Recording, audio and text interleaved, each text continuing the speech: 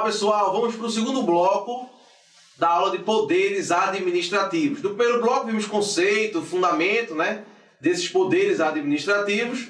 Agora neste bloco nós iremos abordar os próximos poderes. Vimos poder vinculado e poder discricionário no último bloco, Lembrando que quando falamos em poder discricionário e vinculado é o grau de liberdade do administrador, tá certo? Vamos para o poder normativo ou poder regulamentar. Vejam, quando eu falo em poder normativo ou quando eu falo em poder regulamentar, obviamente que esse tema, a própria Constituição traçou ele. Quando eu falo em poder normativo, é justamente o poder que a administração pública possui de expedir normas gerais. Claro que a competência para elaborar leis é do Congresso Nacional, tá certo? A Câmara dos Deputados e o Senado elaboram as leis. No entanto, o administrador público, a administração pública, ela tem um poder que é chamado de poder normativo ou poder regulamentar, cujo grande objetivo é justamente fazer com que cumpra-se o que se está prescrito em lei. Então, quando nós falamos em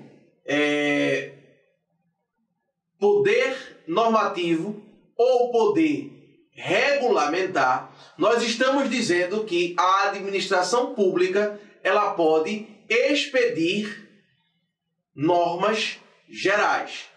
Só que essas normas gerais elas vão estar vinculadas à própria lei. E aí, claro, quando eu falo que a norma geral está vinculada à própria lei, eu estou dizendo que a lei vai trazer a regulamentação geral e a administração pública, posteriormente, poderá editar o que nós chamamos de decreto.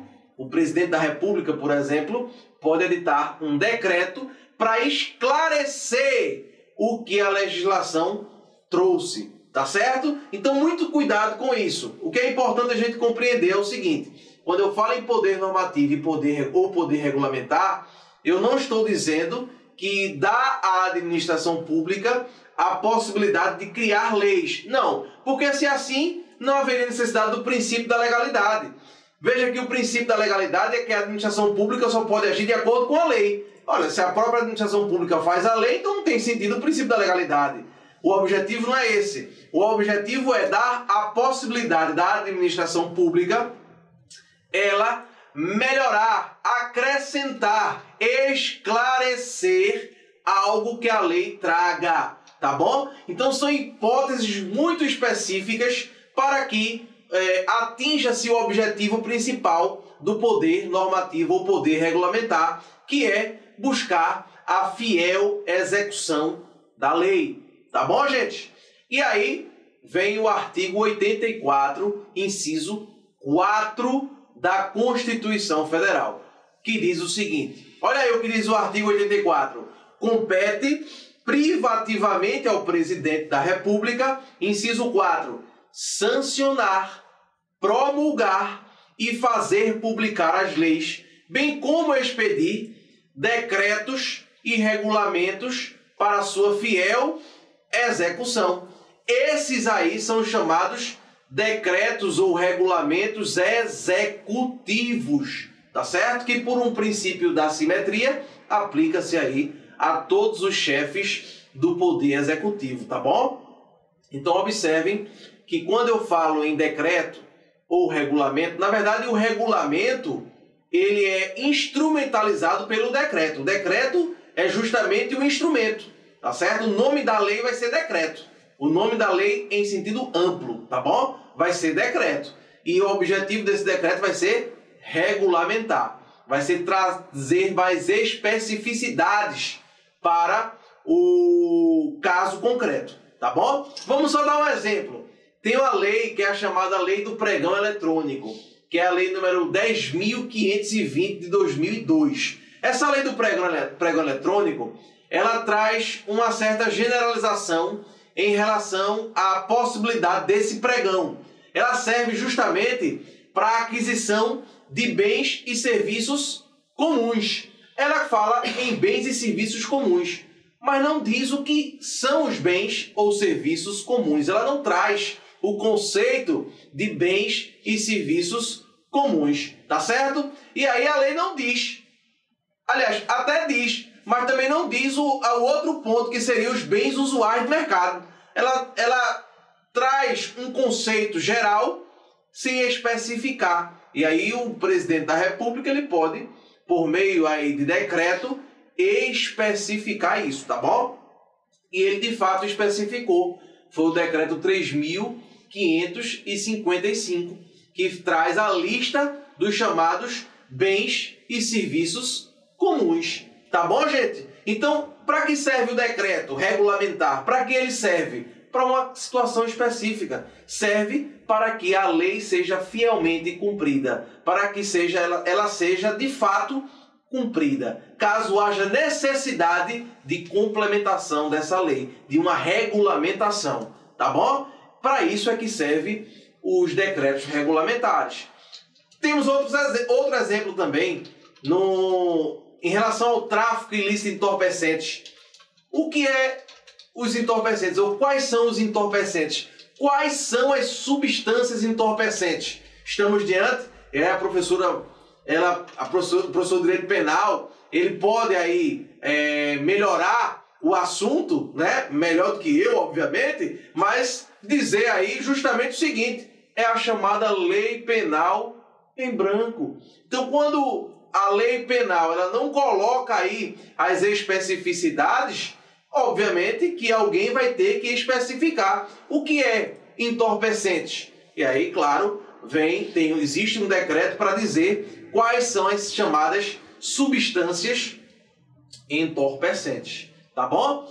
Claro que quando a gente fala em regulamento, o regulamento não só pode ser espelhado através de decreto. O decreto é uma das espécies regulamentares, tá bom? Nós temos também instruções normativas, portarias. Essas aí são para o baixo escalão, né? Os agentes públicos de baixo escalão.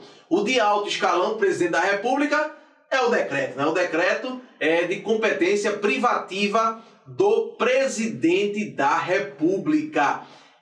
Esse decreto que a gente estudou até agora é o chamado decreto ou regulamento executivo, ou também chamado decreto regulamentar executivo, aquele que vem para complementar a lei. Mas também nós temos o chamado regulamentos autônomos, ou decretos regulamentares autônomos.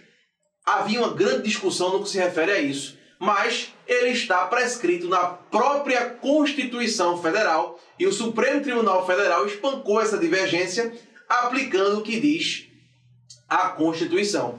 Artigo 84, inciso 2 da Constituição, diz o seguinte, olha só: compete privativamente ao presidente da República, inciso 6, dispor, mediante decreto, sobre a linha A, organização e funcionamento da administração pública federal, quando não implicar aumento de despesa, nem criação ou extinção de órgãos públicos.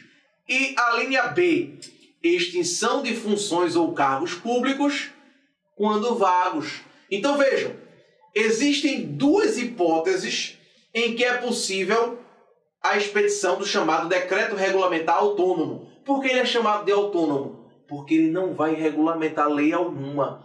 Ele não vem para regulamentar lei. Não existe lei sobre aquilo. Então ele vem trazendo uma inovação jurídica. No mundo jurídico, na verdade. Então ele traz inovação no mundo jurídico. É o chamado decreto regulamentar autônomo. Muitos questionam a validade desse decreto regulamentar autônomo. Muitos dos doutrinadores. No entanto, nós sabemos que a própria Constituição trouxe aí esse decreto regulamentar autônomo. Então, segue-se a posição, inclusive, do Supremo Tribunal Federal. E, claro, é uma medida excepcionalíssima que só cabe nessas hipóteses para a organização e funcionamento da administração pública quando não implique aumento de despesa, nem criação ou extinção de órgãos públicos. Porque para criar e extinguir órgão público tem que ter lei. Então não pode ser por decreto autônomo. E 2, extinção de funções ou cargos públicos quando vagos. Então, se a função, o cargo público está vago, pode se extinguir ou até mesmo retirar esses cargos ou funções da administração pública, porque eles estão vagos. Tá certo, gente? Então, nessas hipóteses, é possível o chamado decreto autônomo. Decreto regulamentar autônomo, ou regulamento autônomo, ou apenas decreto autônomo, tá certo? O que vem na sua prova vai dar na mesma coisa. O fundamento de validade desse decreto autônomo é a própria Constituição. A própria Constituição é o fundamento de validade dos decretos autônomos, tá bom? E o controle, Johannes? O controle desse poder normativo. Veja, quando eu falo em controle do poder normativo, a gente sabe, a própria administração pode fazer esse controle, de acordo com o princípio da autotutela, mas não só a administração. O poder judiciário também pode controlar nas hipóteses de ilegalidade, e aí você tem os chamados remédios constitucionais que podem ser passíveis aí, possíveis, na verdade, né? O mandado de segurança, a ação popular, mas nesse caso específico dos decretos regulamentares, é possível também o controle por meio do Poder Legislativo. Isso está expresso na Constituição Federal, artigo 49, inciso 5 da Constituição Federal, que diz o seguinte: é da competência exclusiva do Congresso Nacional, inciso 5, sustar os atos normativos do Poder Executivo que exorbitem do Poder Regulamentar ou dos limites de delegação legislativa. Então é possível o controle também pelo Poder Legislativo, tá bom? Então vimos poder discricionário e vinculado, vimos agora o poder normativo, o próximo poder hierárquico. O que é o poder hierárquico? É o poder que tem a administração pública para ordenar a atividade administrativa. Então é o poder que vai possibilitar a distribuição e o escalonamento das funções dos órgãos públicos, bem como ordenar e rever os atos de seus agentes. Então, quando a gente fala em revisão do ato administrativo, o princípio da autotutela está intimamente ligado ao poder hierárquico, ou poder do hierarca, né?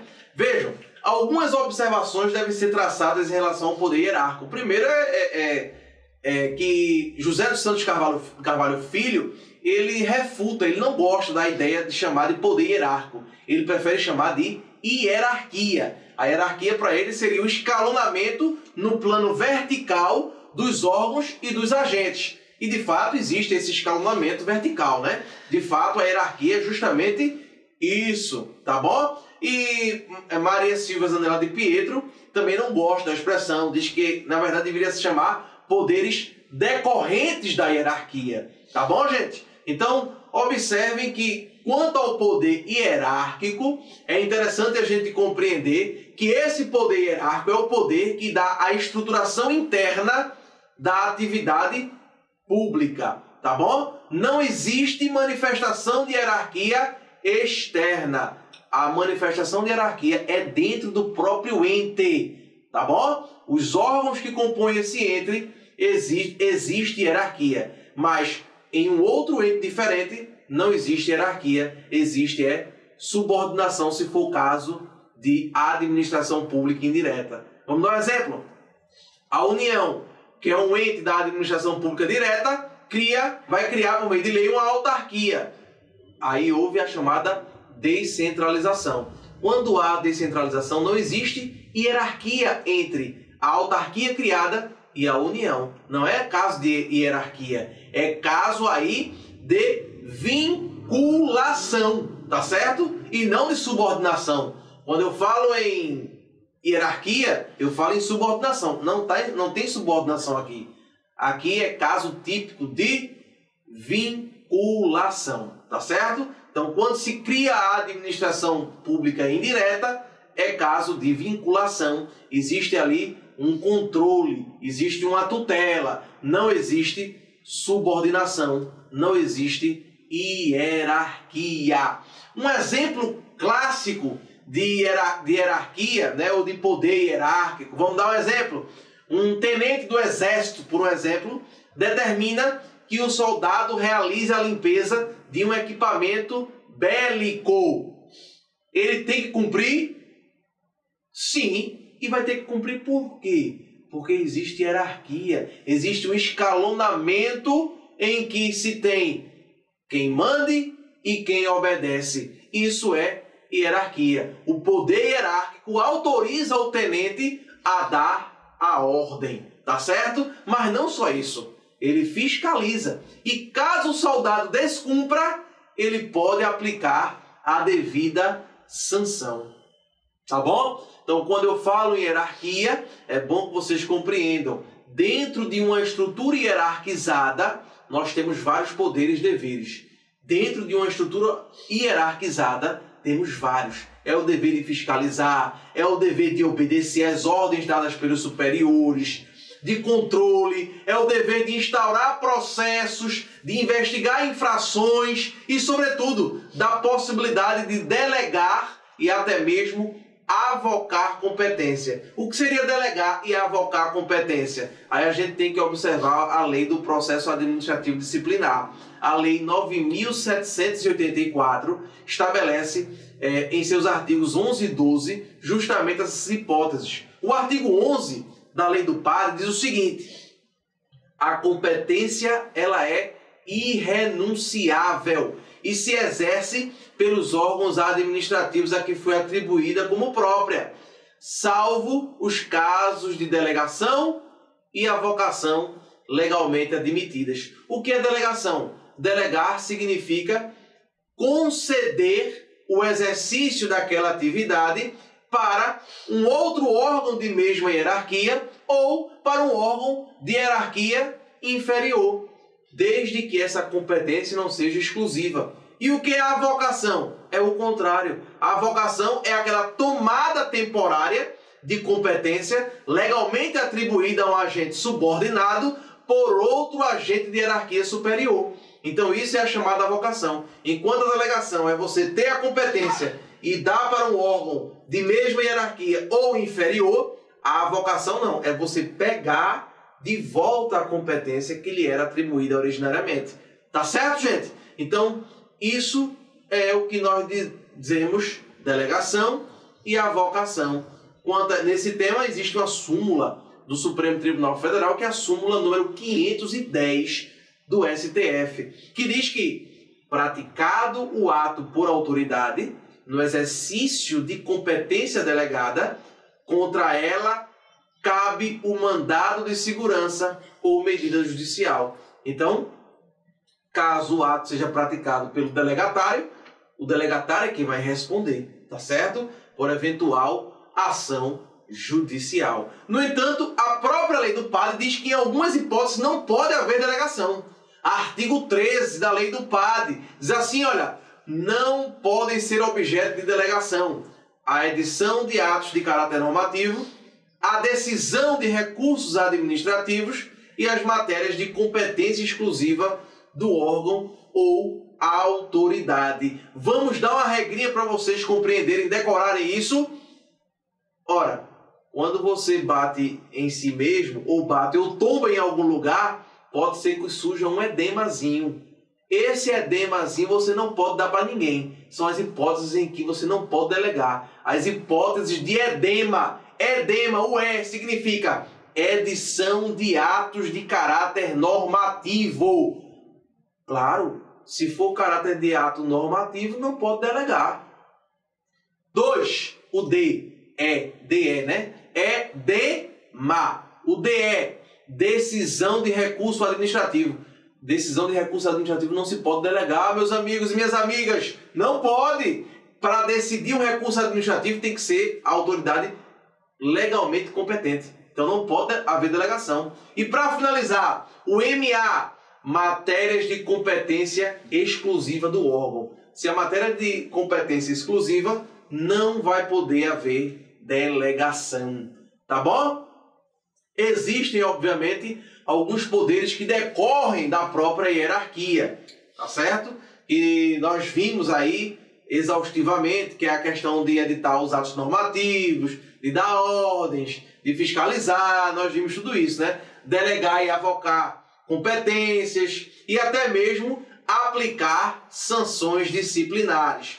Nesse ponto da aplicação das sanções disciplinares é que vem o próximo poder, que é o chamado poder disciplinar, tá bom? O quarto poder é o chamado poder disciplinar. E o que é o poder disciplinar? É o poder que a administração pública possui para apurar as infrações e aplicar as penalidades em relação aos sujeitos da administração ou que compõem internamente a administração pública. Vejam que o poder disciplinar, ele se aplica de forma específica, o poder disciplinar, ele se aplica de forma específica a quem participa de forma direta da administração pública, direta ou até mesmo indiretamente, tá certo?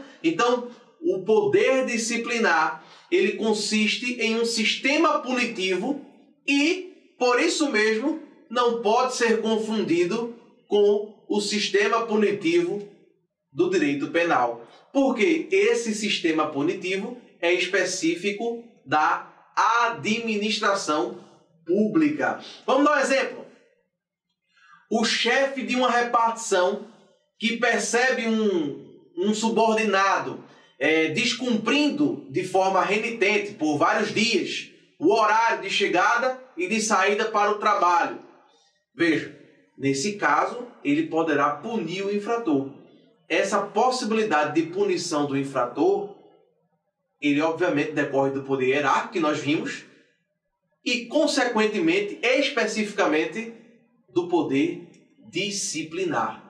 Tá certo? Então, quando nós falamos em poder disciplinar, nós falamos em a possibilidade justamente de aplicar punições. Punições estas administrativas, tá bom? Então, obviamente que quando falamos em poder disciplinar, estamos falando de apuração de infrações, obrigação de investigar, aplicação das penalidades, tá certo? Claro, quando eu falo em aplicação de penalidades, existem penalidades que possuem um viés muito mais discricionário, diferentemente de hipóteses em que nós temos o poder vinculado, tá bom? Um exemplo, se a lei ela determina para determinada infração uma única sanção, estamos diante de um poder vinculado, tem que aplicar só aquela sanção. Se, diferentemente, nós temos mais de uma sanção possível para aquela determinada atitude, estamos diante aí da discricionariedade de quem irá julgar o processo administrativo. Ele poderá aplicar uma ou outra sanção. Tá certo, gente? Teve até um caso na prova da CESP que foi interessantíssimo. Foi perguntado se estaria configurado o poder disciplinar na hipótese em que a diretora de uma escola pública aplica a penalidade de suspensão a 2 alunos faltosos. Claro, trata-se de evidente caso de sanção disciplinar, tá certo? E se é sanção disciplinar, então estamos diante aí do poder disciplinar. Tá bom, gente? Para a gente finalizar o nosso bloco, vamos abordar agora o poder de polícia. E a gente fecha os 5 poderes existentes, poderes esses da administração pública. Poder de polícia. O poder de polícia, ele é diferente do poder disciplinar, tá certo? O poder disciplinar, ele é um poder específico para quem tem uma relação com a administração pública. Então, só vai sofrer o poder disciplinar quem tem relação com a administração pública, mas o poder de polícia não. O poder de polícia, qualquer um poderá sofrer as restrições do poder de polícia. O poder de polícia é um poder conferido ao administrador que permite ele condicionar e até mesmo restringir o exercício de alguma atividade, de uma liberdade individual ou mesmo do direito de propriedade de um particular. Vejam que o poder de polícia, ele se aplica aos particulares e não somente para quem tem ligação com a administração pública. O Código Tributário Nacional traz o conceito de poder de polícia. O Código Tributário Nacional diz o seguinte: de olho na sua tela. Veja o que diz aí. Considera-se poder de polícia a atividade da administração pública que, limitando ou disciplinando direito, interesse ou liberdade, regula a prática de ato ou abstenção de fato em razão de interesse público concernente à segurança, à higiene, à ordem, aos costumes, à disciplina da produção e de mercado, ao exercício de atividades econômicas dependentes de concessão ou autorização do poder público, à tranquilidade pública ou ao respeito à propriedade e aos direitos individuais ou coletivos.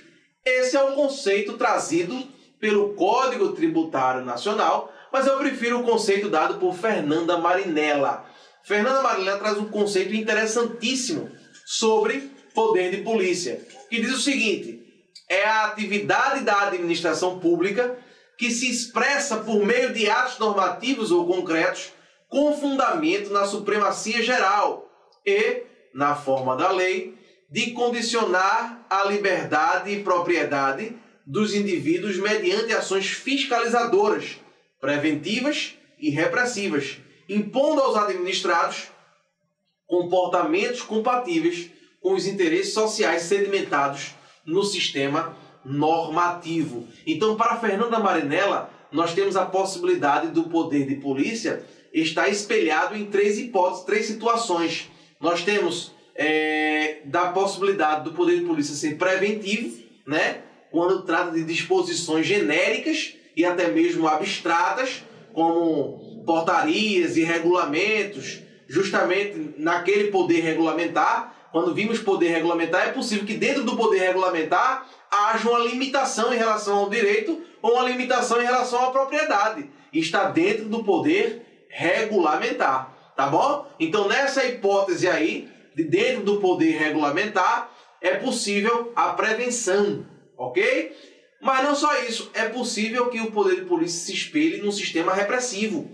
E aí, quem praticar os atos administrativos específicos poderá ser até mesmo punido, tá certo? Como, por exemplo, estamos diante da situação de dissolver passeata. É um exemplo específico.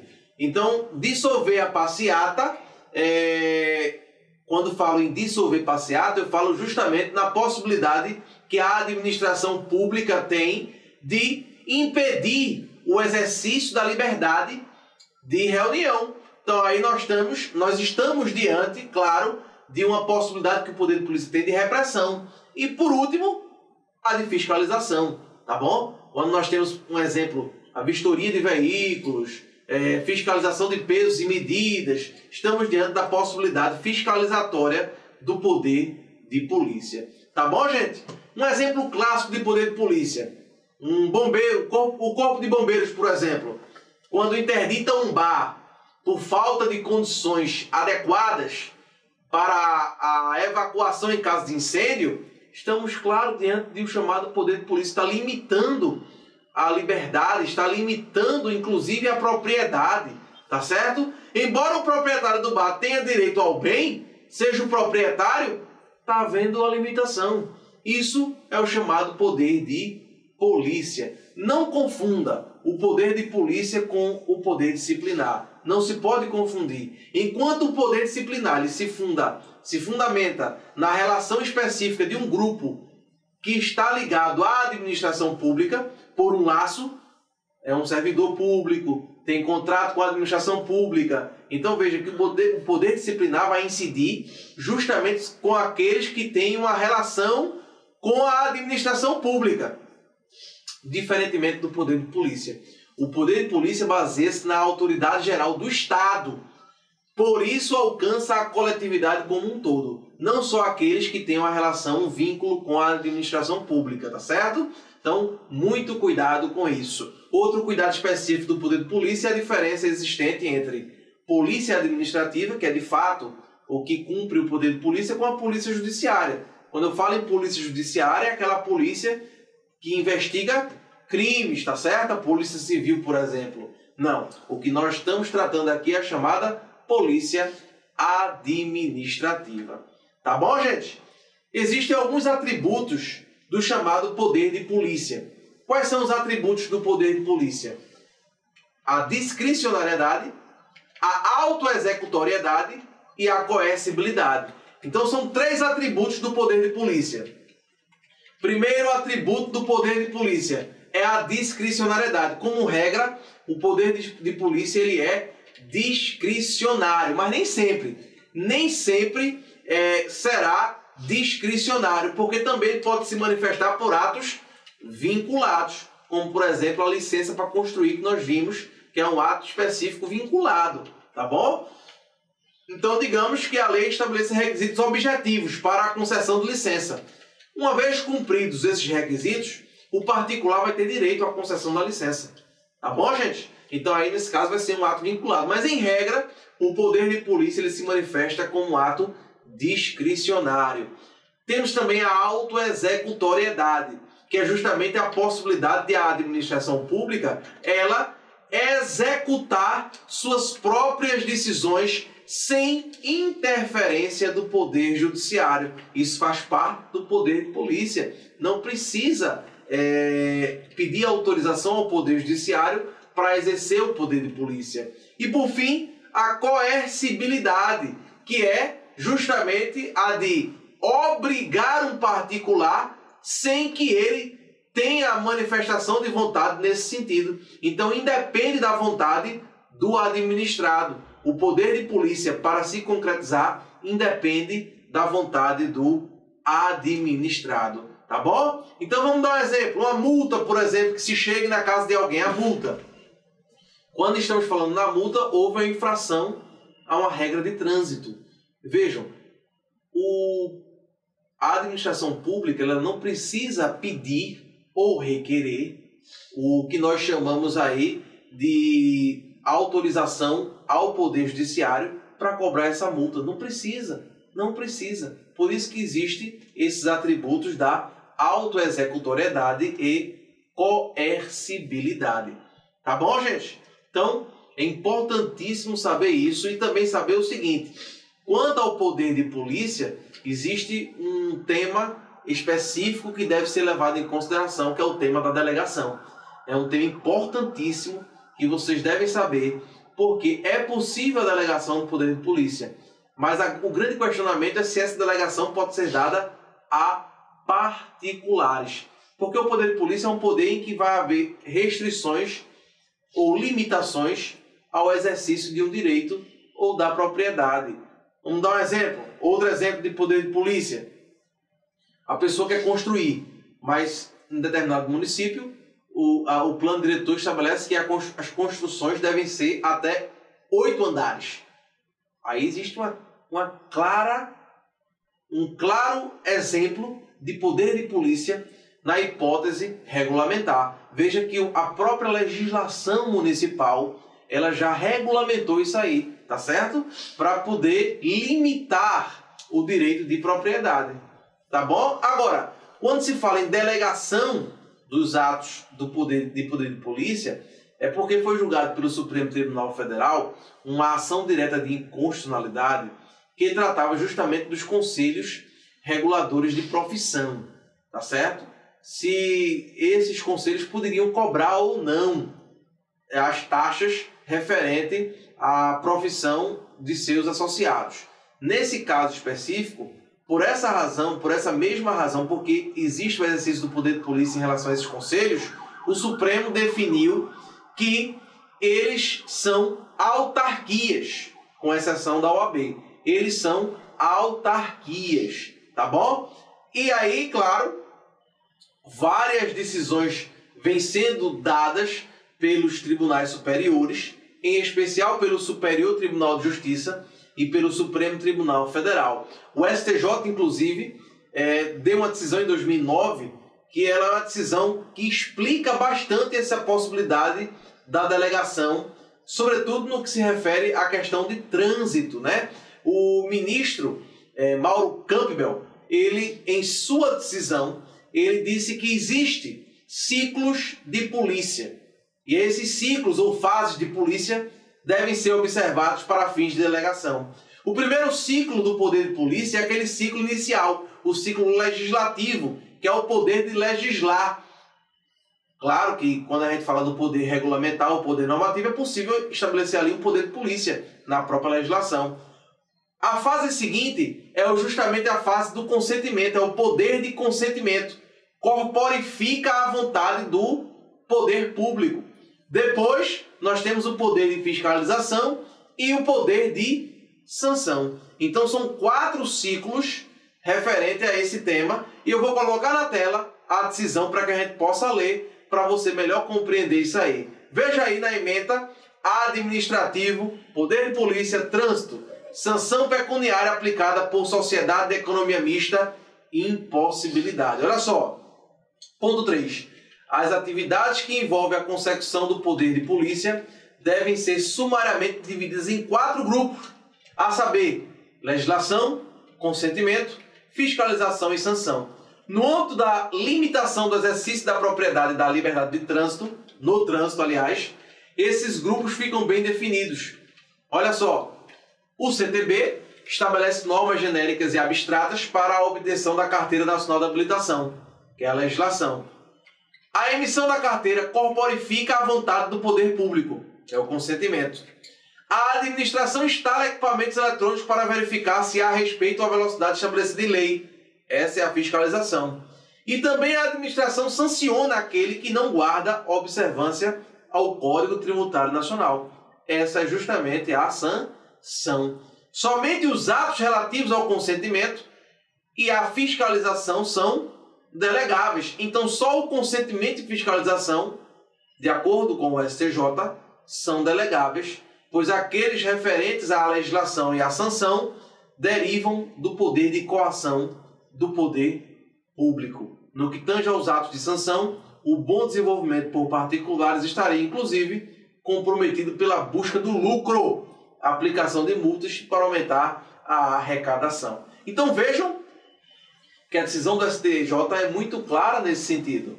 Apenas e tão somente os atos de consentimento e fiscalização são delegáveis. Inclusive o STF convalidou em 2015 essa decisão quando tratou de um tema específico para a Guarda Municipal, a possibilidade da avocação dessa competência do Guarda Municipal de também fiscalizar o trânsito. Tá certo, gente? Então, muito cuidado com isso. Esse tema da delegação é imprescindível conhecimento. Para a gente concluir, saber que existe a prescrição das sanções de polícia, que são de 5 anos. Prescreve em 5 anos a ação punitiva da administração pública federal, direta e indireta, no exercício do poder de polícia. Tá certo? Então, a administração tem 5 anos para poder cobrar eventuais sanções referentes ao poder de